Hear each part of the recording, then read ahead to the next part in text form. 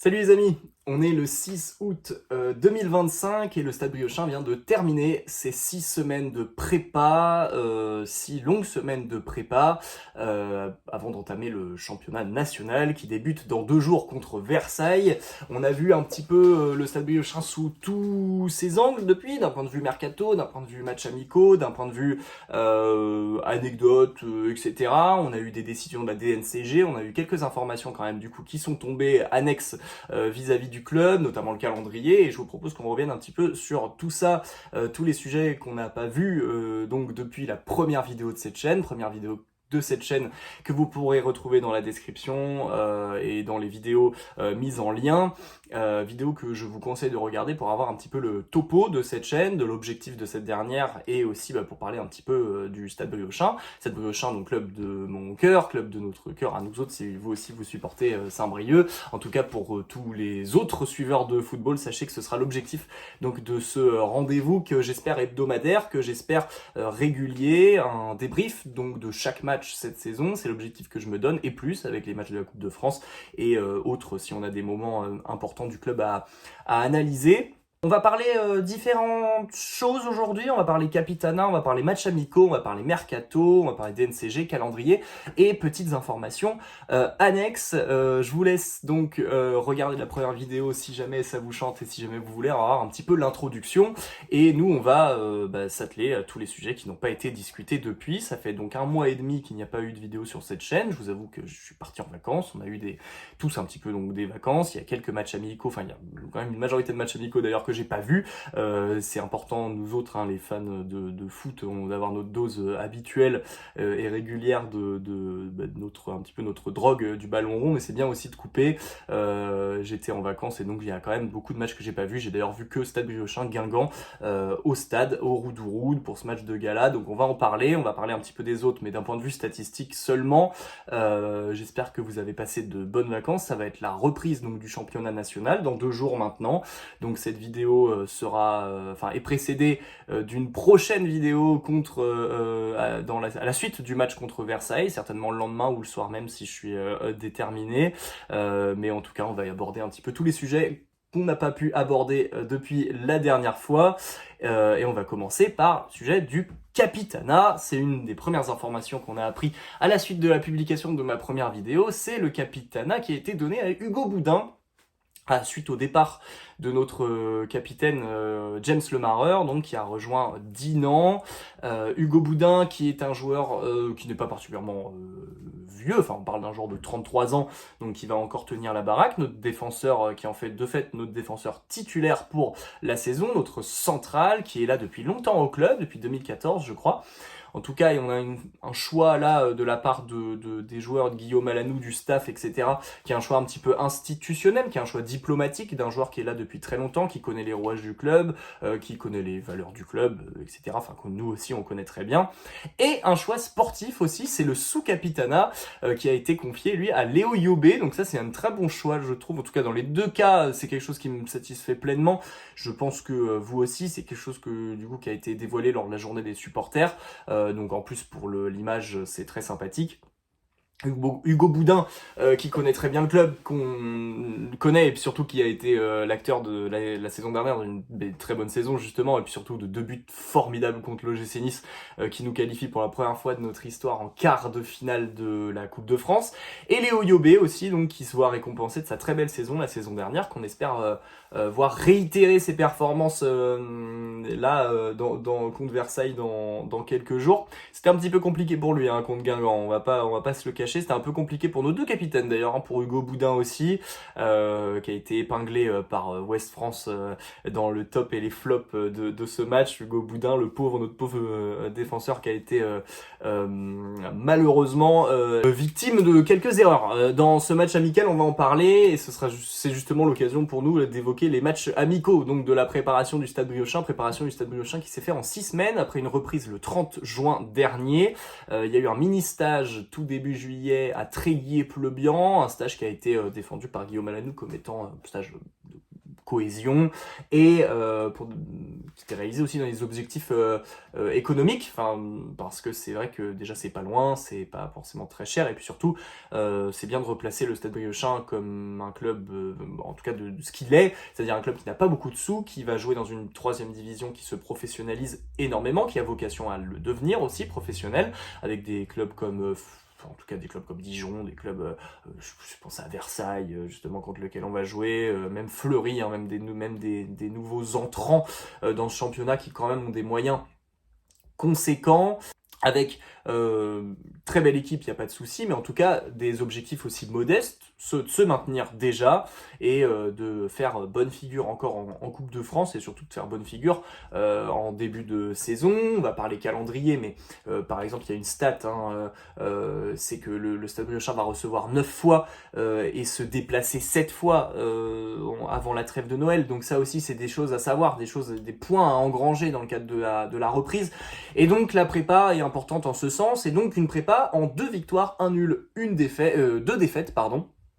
2 victoires contre le Football Club de Nantes, la réserve du FC Nantes, une autre victoire contre le Saint-Lô Locminé, 1 nul contre le Stade Rennais, l'équipe A du Stade Rennais, ça c'est à noter, et 2 défaites, une défaite contre la réserve du FC Lorient, une défaite contre laquelle on s'est fait malmener. Alors il y a 3 buts marqués offensivement, c'est la bonne chose à noter, et une défaite donc contre l'En Avant Guingamp, le match sur lequel on va se pencher un petit peu dans le cadre de cette vidéo, parce qu'il y a eu un match qui a été du coup déséquilibré, ça c'est normal, c'est contre c'est contre Guingamp, enfin contre les voisins guingampais qui eux visent le haut de tableau de la Ligue 2, et face à nous qui visons modestement notre maintien en national, mais en tout cas 3-1, but d'Arthur Zakarian pour nous, qui a fait plutôt une bonne rencontre. Sur les 15 premières minutes de ce match, ça a été un petit peu compliqué, on a été un petit peu en dedans. Alors c'est pas pour dire que Guingamp était particulièrement bon à ce moment-là non plus, c'est-à-dire qu'en fait ça s'est toisé, ça s'est vachement jaugé à ce moment-là de la partie. Il y avait beaucoup de passes à 10, j'ai entendu des supporters qui gueulaient qu'on dormait, qu'on s'endormait, et que Guingamp devait être un petit peu plus probant en tout cas dans le jeu, peut-être jouer au foot tout simplement. On a vu une équipe de Guingamp qui était à peu près l'équipe type je crois, et pour nous on a vu l'équipe type, ça c'est sûr et certain. On a vu aussi les recrues, je pense à Michael Fati, Matteo Rabuel, Charles-André Royao qui est rentré un petit peu après, enfin en tout cas on va faire l'état des lieux tout de suite, mais 15 premières minutes particulières, moi j'ai vu Michael Fati dans ces 15 premières minutes, alors forcément il n'y a pas eu beaucoup de ballons qui sont allés devant, donc c'était pas propice aux attaquants, mais j'ai vu un Michael Fati vraiment en dedans sur les 15 premières minutes, même sur les 30 premières. Il y a Mathias Lopez, alors notre nouvelle recrue qui vient de l'AS Cannes, et Matteo Rabuel qui ont été plutôt bons.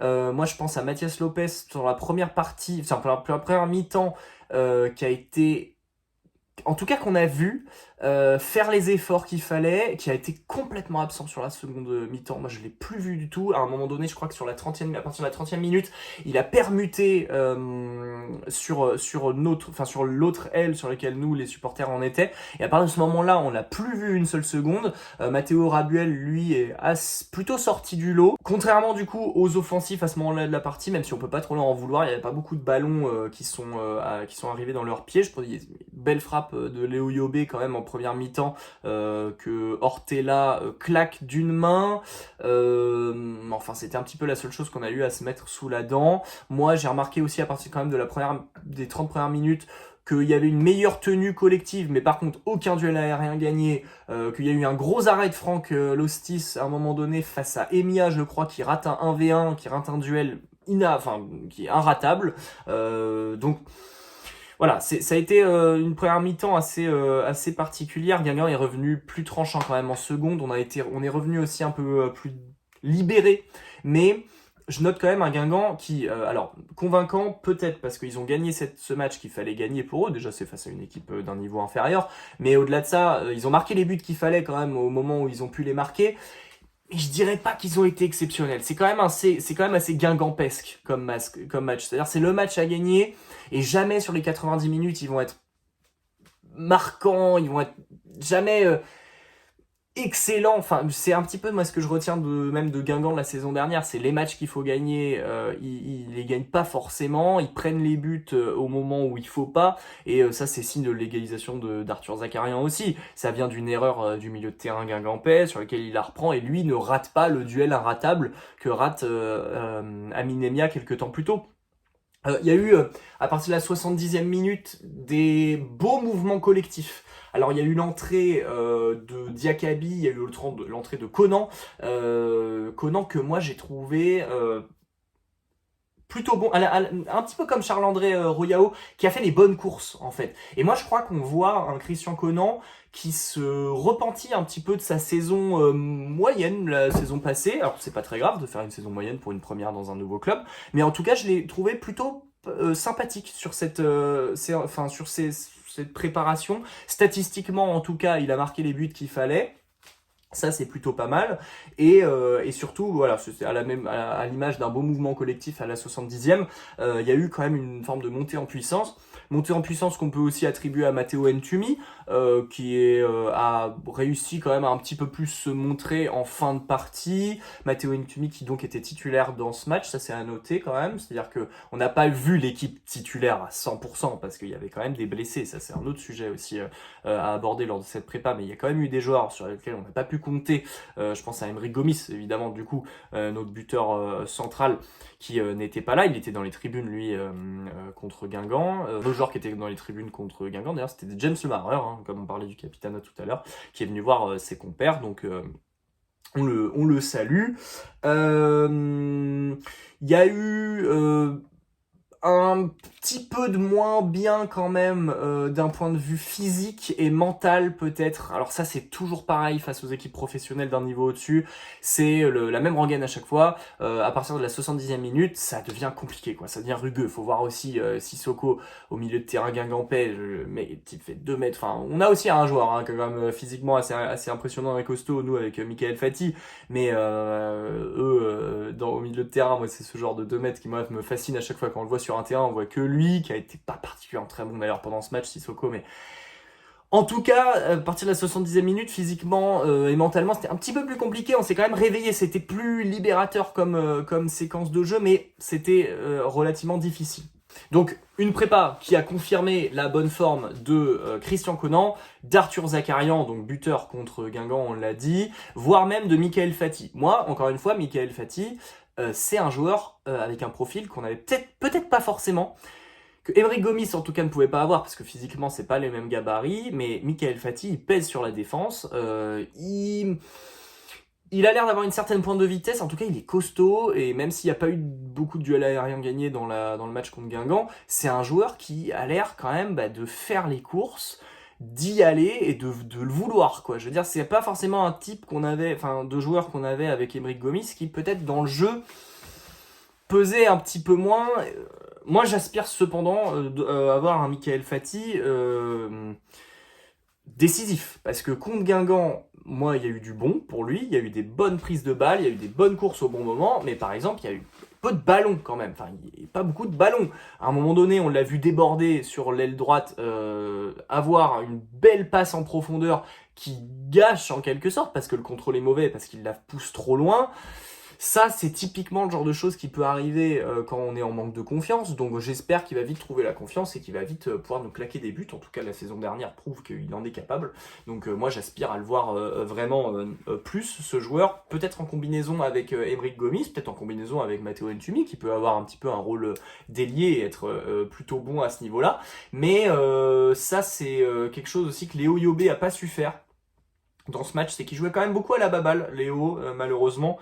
Match un peu compliqué, hein, encore une fois, nos deux capitaines, Hugo Boudin et Léo Yobé, mais voilà, ça a été assez difficile pour lui, en tout cas on ne l'a pas beaucoup vu, je dirais pas que c'est grave, peut-être aussi que c'est la physionomie de la rencontre qui faisait que tactiquement notre numéro 10 pouvait pas forcément beaucoup ressortir, ça c'est aussi le jeu hein, du football moderne, c'est-à-dire c'est comment ces numéros 10 réussissent à passer la ligne du milieu de terrain, à traverser un petit peu aussi l'axe de la défense adverse sans passer par les ailes. On sait que Léo a peut-être un petit peu plus de mal une fois arrivé sur les ailes, donc Voilà, on a vu du bon individuellement sur certaines individualités. Charles-André Royao qui est rentré en faisant des bonnes courses aussi au bon moment. On a vu un joueur assez athlétique, l'ancien joueur de Versailles contre qui on va jouer dans 2 jours. Donc je suis assez curieuse, en tout cas c'est un match qui a attisé ma curiosité. En tout cas, Guillaume Alanou, lui, a estimé que ça avançait bien, et qu'il allait capitaliser sur ça pour le début de la saison, capitaliser donc aussi sur la fin du mercato. Je pense pas qu'on va avoir d'autres mouvements, si ce n'est peut-être la signature officielle de Youssoupha Ndiaye, qui est actuellement à l'essai chez nous. Donc Youssoupha Ndiaye, qui est un ancien joueur du Stade Briochin, qui a été prêté à l'époque par le Paris FC chez nous, et qui là est à l'essai depuis le début de la prépa. Alors, pas de nouvelles à l'heure actuelle sur sa signature ou non au sein du club. J'espère que ça se fera rapidement si le staff estime qu'il a été relativement convaincant. En tout cas, niveau arrivée aujourd'hui, on est sur du Charles-André Royao, milieu de terrain 6-8 qui vient du FC Versailles, Mathias Lopez, on en avait déjà parlé la dernière fois, ailier qui vient de Cannes, Matteo Rabuel, donc ça j'estime être une très bonne... Oh non, j'en étais où?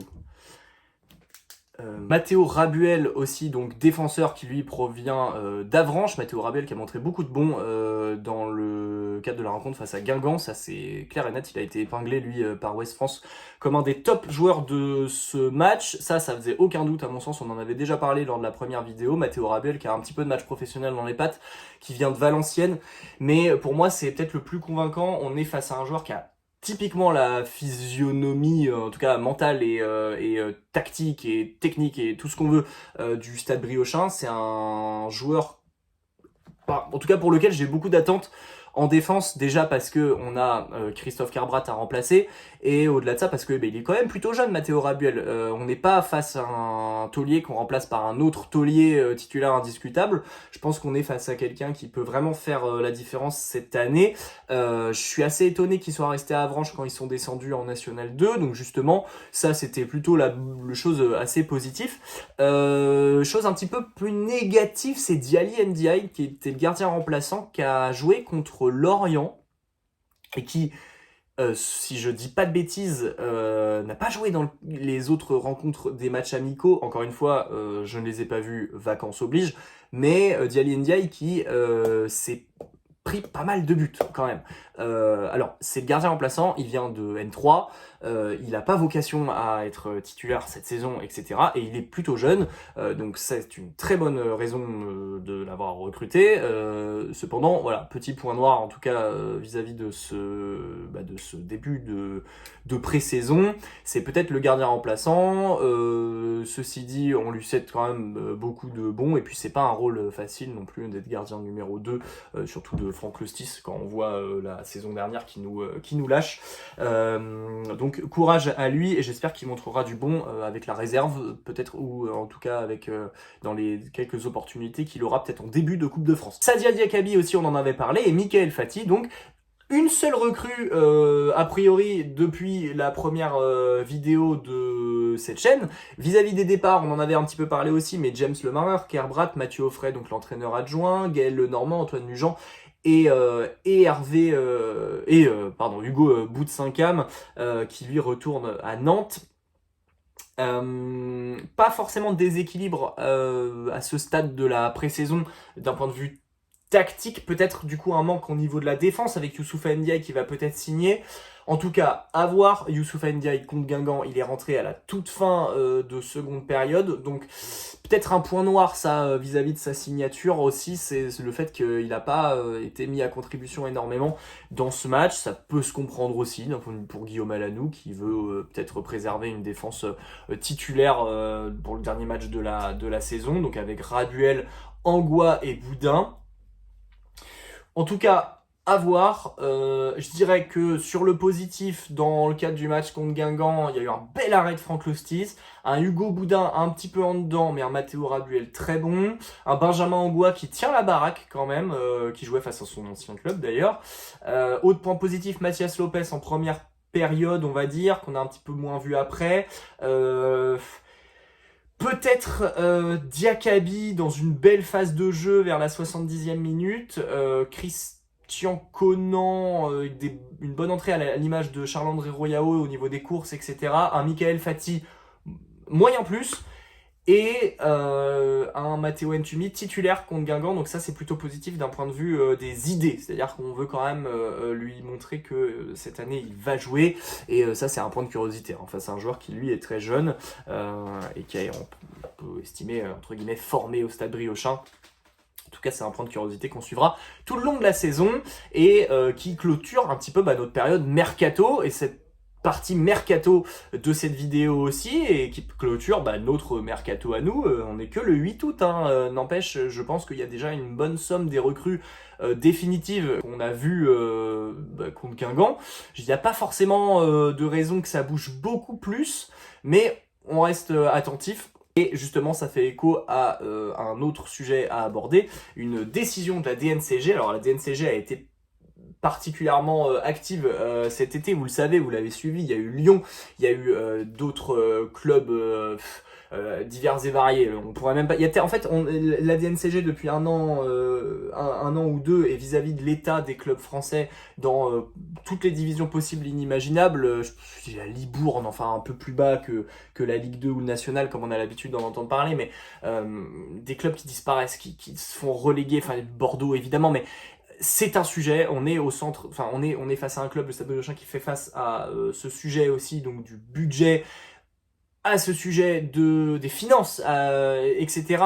Et donc le Stade Briochin qui a passé la DNCG avec brio, à l'image de Fleury et du Puy, donc les deux autres accesseurs au championnat national, qui ont fait cependant l'objet d'une mesure d'encadrement de la masse salariale. Alors moi, je sais pas vous, mais n'étant pas très familier des montées en national, c'est-à-dire qu'on va dire que c'est que notre deuxième depuis 5 ans, 6 ans, je ne savais pas que la DNCG encadrait automatiquement les salaires des clubs qui viennent de monter en national. C'est très bien. Enfin, je veux dire, c'est quand même une très bonne mesure aussi, parce qu'on peut parler de la DNCG à la faveur de l'Olympique Lyonnais, etc. Ce que je crois pas être vrai. En tout cas, une DNCG qui peut être rude, ça c'est sûr, mais pour des clubs qui travaillent très bien, comme le Stade Briochin, comme nous, et c'est pas pour se donner des fleurs, mais c'est une très bonne mesure.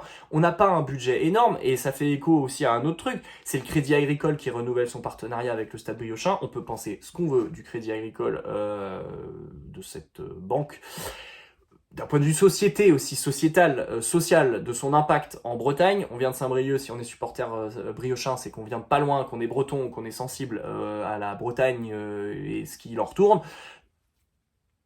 Je veux pas faire des parallèles politiques à tort et à cri, mais le Crédit Agricole, on peut y penser ce qu'on veut, et personnellement, j'en pense beaucoup de mal. C'est à saluer, le renouvellement du partenariat avec le Stade Briochin, on en a besoin. Merci, voilà, merci, mais c'est tout. Mais en tout cas, c'est quelque chose à noter, les partenaires locaux, parce qu'on sait que le Crédit Agricole est quand même fonctionne beaucoup par branche. Les partenaires locaux qui perpétuent leur soutien au club, ça c'est à noter, ça permet la bonne pérennité financière du stade. Et c'est à noter dans le cadre d'un football français qui, lui, a beaucoup de mal à y trouver son compte, va avoir beaucoup de mal à y trouver son compte. On n'est pas touché par les questions des droits télé, même si le championnat national a vocation à devenir professionnel et va être diffusé donc sur RMC Sport et sur quelques chaînes locales de BFM. On n'est pas touché donc par les droits TV, donc c'est pas un sujet. En tout cas, voilà, sachez-le, le Stade Briochin fait l'objet d'une mesure d'encadrement des salaires, et c'est pour le mieux. Ce n'est pas une mesure qui a vocation à nous taper sur les doigts. C'est pour la bonne pérennité du club, donc félicitons-nous-en. Et de la même manière que nous pouvons nous féliciter de la bonne tenue de ce club et de sa bonne gestion, notamment, on n'arrêtera pas de saluer et de remercier Guillaume Alanou et Coralie Labbé aussi pour leur bonne gestion de ce club qui nous est très cher et qui fait face, qui joue un rôle aussi dans un football qui perd un petit peu les pieds parfois, même dans les divisions amateurs, qui perd un petit peu les pieds d'un point de vue économique. Donc shout out, comme on dit, Guillaume Alanou et Coralie Labbé. Au niveau du calendrier, peut-être un des derniers sujets à aborder dans le cadre de cette cette vidéo dans les prochains matchs officiels, tout simplement. Ce sera déjà contre Versailles, le 8 août prochain. J'espère que vous avez déjà tous votre place. Sachez qu'elle est en vente donc sur la billetterie du club à 10 € en plein tarif. Et si vous voulez tout savoir, le tarif réduit est destiné aux mineurs, donc, et lui à 5 €, je crois. Donc 10 € pour ces matchs, pour ces prochains matchs à Fred-Aubert, notamment donc contre le match contre Versailles, un match qui du coup sur les statistiques, je suis allé faire mon curieux, je suis allé regarder sur Transfermarkt un petit peu les statistiques donc d'affrontement entre ces deux clubs.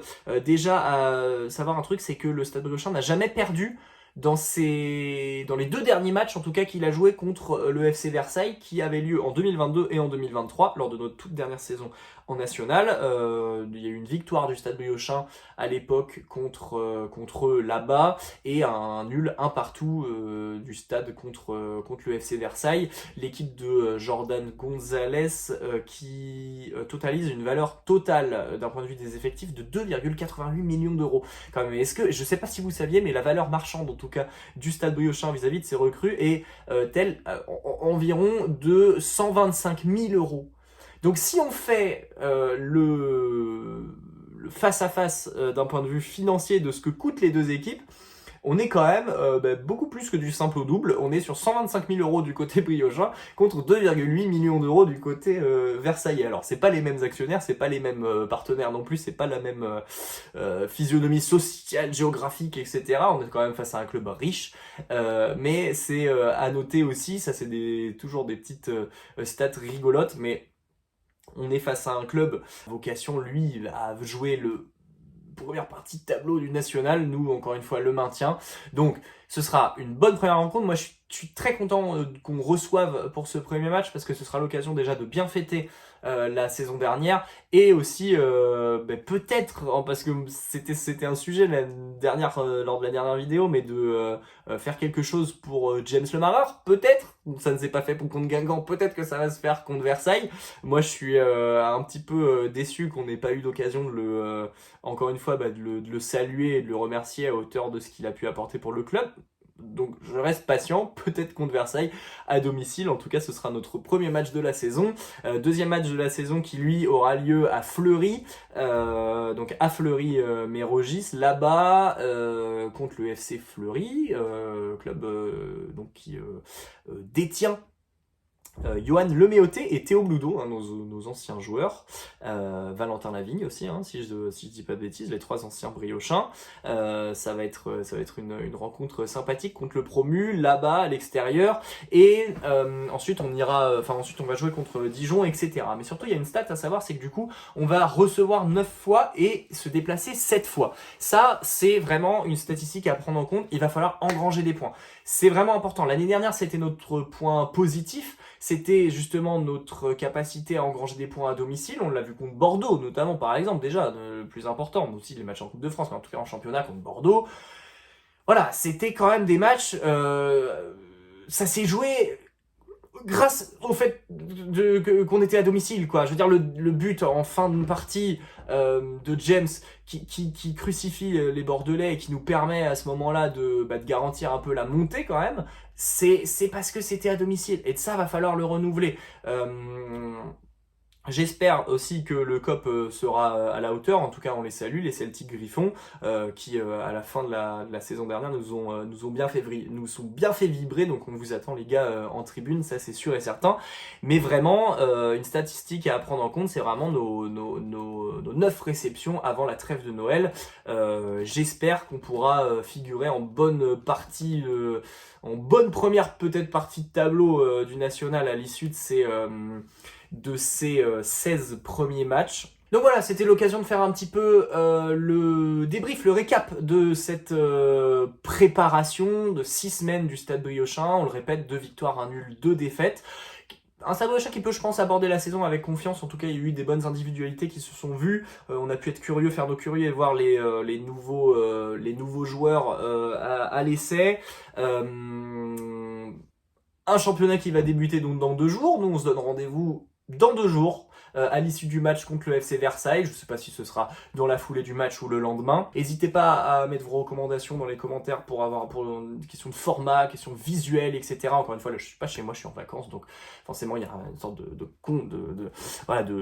mise en forme qui va bouger tout le long de la saison. Mais voilà un petit peu l'état des lieux de ce club, l'état des lieux de notre club, avec quelques nouvelles informations, quelques changements quand même, parce que James Lemareur est parti, parce qu'on a eu des beaux matchs de préparation, parce que c'est un nouveau championnat, parce que on va recevoir dans le cadre de notre première rencontre, et donc tout ça, ça va être des sujets, ça va être il y a des interrogations aussi, donc je suis assez curieux, je pense qu'on peut l'être, et surtout dans un championnat qui va nous montrer des surprises, va nous montrer de la rugosité, va nous montrer des beaux matchs. Moi, je suis trop content de retrouver Fred Aubert, en tout cas d'ici 2 jours, dans le cadre du championnat, du championnat national. Il y a eu les nouveaux maillots aussi du club qui ont été présentés aujourd'hui. Il y a eu des belles photos faites sous les halles du centre de Saint-Brieuc, donc c'est toujours sympa. Moi, un maillot que je trouve beau, alors que je trouve peut-être que je préférerais celui de l'année précédente, avec les petits, quand il y avait un petit peu de liseré blanc, parce que là on est vraiment sur une sorte de bleu, on est sur un bleu foncé